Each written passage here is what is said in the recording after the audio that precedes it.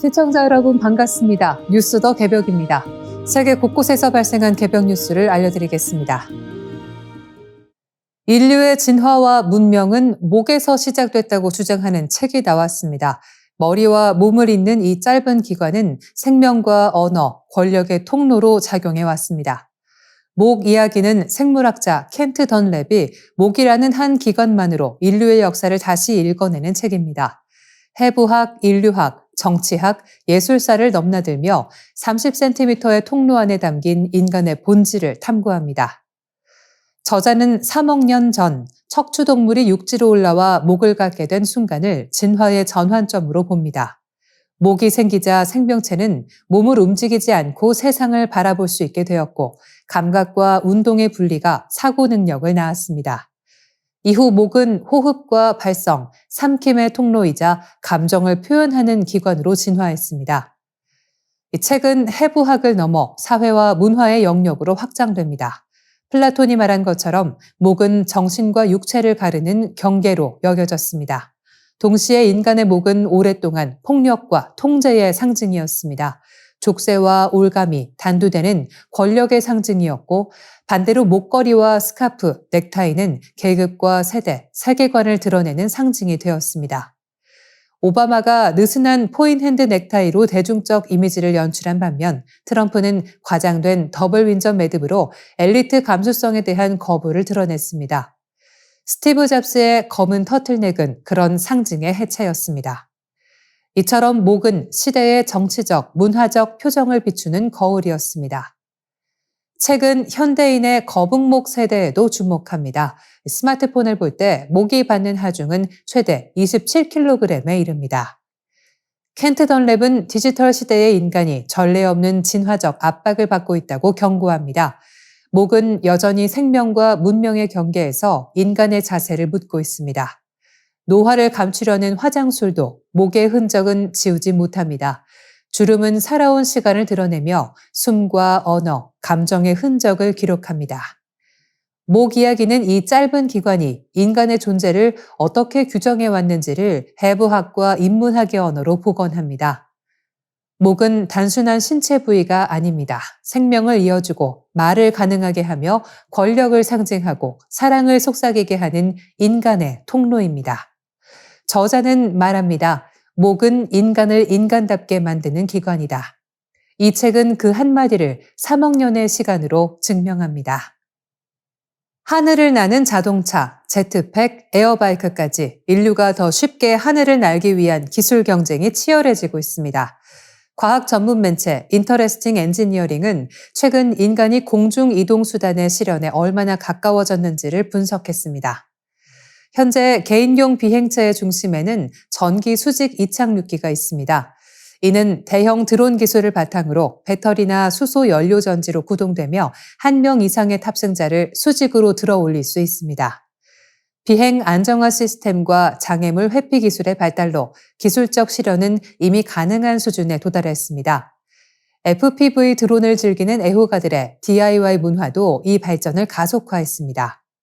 미국의 헌터 코알드는 개인 제작 비행 스케이트보드 스카이서퍼를 개발해 주목받았습니다.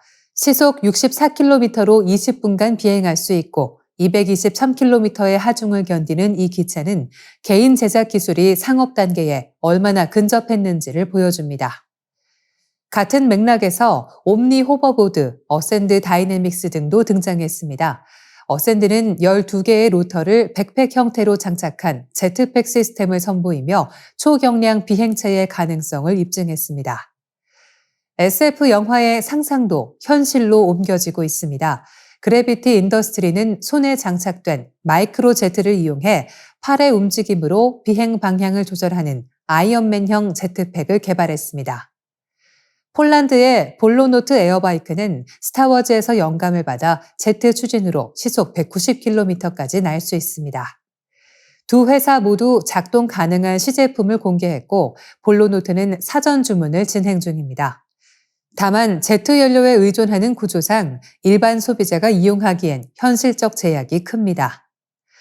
하늘을 나는 자동차도 현실화 단계에 있습니다. 폴란드 기업의 제슨원은 8개의 로터와 1인용 조종석을 갖춘 드론형 비행차로 시속 160km로 20분간 비행이 가능하며 약 2억 원에 판매되고 있습니다.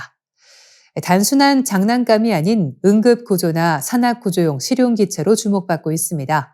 미국의 알레프 에어로틱스가 개발한 플라잉카는 자동차와 비행기의 경계를 허문 혁신적 구조를 갖췄습니다. 공기가 수직으로 통과하는 메쉬형 차체를 적용해 도로에서는 시속 40km로 주행하고 하늘에서는 177km까지 비행할 수 있습니다. 한편 대형 항공업체들은 개인용을 넘어 도심 항공 모빌리티 시장으로 눈을 돌리고 있습니다. 아처 에비에이션의 미드나잇은 완전 전기 배터리로 구동되며 조종사 1명과 승객 4명을 태워 시속 240km로 도시 내 80km 거리의 통근에 최적화돼 있습니다. 조비항공은 수소 연료 기반 장거리 비행을 목표로 하고 있으며 840km 비행 테스트에 성공한 뒤 아랍에미리트에서 항공택시 상용 서비스를 예고했습니다. 이제 하늘을 나는 교통수단은 공상과학의 영역을 벗어나 눈앞의 현실로 다가왔습니다. 물론 배터리 무게, 안정성, 규제 문제 등 해결해야 할 과제는 남아있지만 전문가들은 머지않아 사람들이 교통체증을 피해 하늘로 출근하는 시대가 도래할 것이라고 내다봤습니다. 가정용 전력시장의 플러그인 태양광이 새로운 흐름을 만들고 있습니다. 기존의 지붕형 태양광이 설치비와 인허가 문제로 진입장벽이 높았다면 이제는 콘센트 하나만으로 발전이 가능한 초소형 시스템이 빠르게 확산되고 있습니다. 최근 ABC 방송 등 주요 매체에 따르면 루프톱 패널 설치비 상승과 연방정부의 세액공제 축소가 맞물리며 저비용, 간편형 플러그인 태양광 수요가 폭증하고 있습니다. 유럽에서는 이미 보급이 진행 중이며 미국에서도 세입자나 일반 가정까지 손쉽게 전력을 생산할 수 있는 대안으로 떠오르고 있습니다. 캘리포니아 오클랜드의 테런스 드와이어 씨는 비영리 단체 브라이트 세이버에 $2,000짜리 시스템을 구입했습니다. 400W급 패널 2장과 인버터, 스마트 미터, 차단기로 구성된 이 장치는 월 평균 $35의 전기요금을 절감해주고 있습니다. 그는 루프톱을 설치했다면 $50,000 이상 들었을 것이라며 환경을 위해 바로 결정했다고 말했습니다. 브라이트 세이버가 최근 출시한 $399 소형 모델은 출시 6일 만에 완판됐습니다. 공동 창업자 코라스트라이커는 태양광을 원했지만 비용 때문에 망설였던 소비자들이 한꺼번에 몰리고 있다며 수요가 폭발적이라고 밝혔습니다. 정책적 지원도 확산되고 있습니다. 올해 유타주는 일정 용량 이하의 소형 태양광에 대해 규제를 완화하고 국가 공인 인증을 조건으로 안전 기준을 마련하는 법안을 전국 최초로 통과시켰습니다. 이로써 가정용 플러그인 태양광 시장이 제도적으로도 기반을 갖추게 됐습니다. 물론 시장성에 대한 시각은 엇갈립니다. UC 버클리의 세버린 보렌스타인 교수는 지역별 전기요금과 제품 효율에 따라 경제성이 달라진다고 지적했습니다. 그러나 환경의식이 높아지면서 많은 소비자들이 경제성보다 자립을 택하고 있습니다. 볼티모어의 기계공학자 크레이그 키넌 씨는 $399 제품을 설치하는데 15분밖에 걸리지 않았다며 온실가스 감축에 직접 기여할 수 있어 만족한다고 전했습니다. 전문가들은 플러그인 태양광이 아직 초기 단계이지만 세제 혜택 축소와 규제 완화 속에서 소비자 주도형 전력 전환에 물꼬를 틀 것으로 보고 있습니다. UCLA 지속가능 사회연구센터의 로버트 커드 연구원은 유틸리티 기업들은 소비 감소를 반기지 않겠지만 기술이 제도보다 앞서가고 있다며 이제 에너지 시장의 중심이 기업에서 개인으로 이동하고 있다고 분석했습니다. DNA의 아버지 제임스 왓슨이 97세를 일기로 세상을 떠났습니다. 그는 20세기 생명과학의 문을 연 인물로 인간의 본질을 규명한 과학자이자 논란의 주인공으로 기억됩니다. 왓슨은 1953년 당시 24세의 젊은 나이에 프랜시스 크릭과 함께 DNA가 두 가닥의 나선형으로 꼬인 이중나선 구조임을 밝혀냈습니다. 이 발견은 생명체가 유전 정보를 어떻게 저장하고 복제하는지를 밝히는 결정적 단서가 됐습니다. 두 사람은 로절린드 프랭클린이 촬영한 X선 회절 사진을 분석해 구조를 추론했고 이 연구 결과는 과학저널 네이처에 발표됐습니다. 이후 세포 내 단백질 합성 과정과 유전자 돌연변이 메커니즘까지 밝혀지며 현대 생명과학의 기반이 확립됐습니다. 왓슨은 1962년 크릭, 모리스 월킨스와 함께 노벨 생리의학상을 수상했습니다. 이후 1968년 교과서 유전자의 분자 생물학을 펴내며 세대를 초월한 생물학 교육의 표준을 제시했습니다.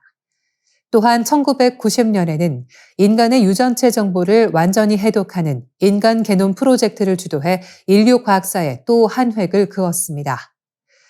그러나 그의 말년은 영광보다 논란으로 점철됐습니다. 2007년 그는 흑인과 백인이 지적으로 동등하지 않다는 인종차별적 발언을 하며 거센 비판을 받았습니다. 이후 소속 연구소에서 명예직을 박탈당하고 강연이 취소되는 등 과학계에서 사실상 퇴출됐습니다. 그는 사과했지만 2019년 다큐멘터리에서도 같은 취지의 발언을 반복해 더욱 고립됐습니다. 여성 과학자에 대한 차별적 태도도 비판을 샀습니다. DNA 구조 규명에 핵심적 역할을 한 로절린드 프랭클린에 대해 외모 품평을 하는 등 여성 혐오적 발언을 서슴지 않았습니다. 프랭클린은 1958년 난소암으로 세상을 떠나 노벨상을 받지 못했습니다. 왓슨은 2014년 생활고를 이유로 자신의 노벨상 메달을 경매에 내놓기도 했습니다. 이 메달은 알리샤르 우스마노프라는 러시아 재벌이 410만 달러에 낙찰받았으나 인류에게 남긴 공로를 생각해 메달을 왓슨 박사에게 다시 돌려주는 선의의 결정을 내렸습니다. BBC는 글을 두고 생명의 비밀을 풀어낸 DNA의 대부이자 동시에 시대를 넘어선 논란의 인물로 남을 것이라 평했습니다. 뉴스 더 개벽 여기서 인사드리겠습니다. 시청해주셔서 고맙습니다.